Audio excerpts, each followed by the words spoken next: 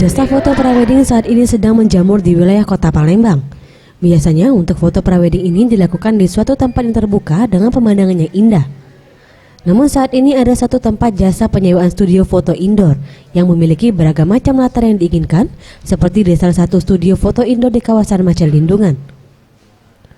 Menurut pemilik studio foto Arman Alvaro mengatakan, usaha yang ia geluti sekarang berawal dari hobinya yang memotret. Dan untuk mendukung hobi tersebut, ia menyulap rumah yang ia tinggali menjadi studio foto dengan berbagai macam tema, mulai dari kitchen set, dark room, foto formal, elegan serta glamor yang banyak digunakan oleh pasangan yang ingin melakukan sesi foto sebelum melakukan pernikahan. Jadi ada berapa spot di tempat kita, Mas? Ada berapa tema yang bisa dipilih? Kalau di sini aku bikin, kalau orang mungkin lihatnya cuma sekitar 8 tema. Jadi bisa kitchen set, bisa dark room, ini dark room.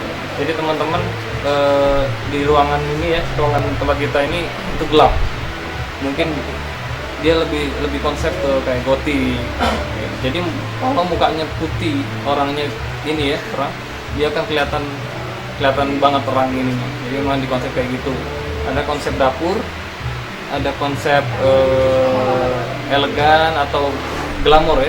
Itu kita bikin set ada di ruangan satu ruangan. Ada yang konsep untuk foto grup banyak dalam jumlah bisa 30 sampai 35 ada. Jadi kita memang konsep buat foto grup sama foto priwet kayak gitu.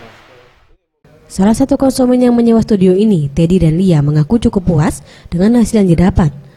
Menurutnya dengan foto di studio dapat menghemat biaya serta waktu, ditambah dengan harganya yang cukup terjangkau dan dapat memilih tema sesuai dengan keinginan. Nggak panas sih kalau di indoor kan, jadi nggak kena matahari kan, panas dingin, ada AC, jadi pilihannya juga banyak kan, lebih banyak kalau di indoor. Untuk biaya jasa foto studio ini dikenakan tarif Rp200.000 per 2 jam, ditambah jasa make up dan gratis properti pendukung yang diinginkan konsumen. Faradu Satria, Septa Wariski, Sriwijaya TV.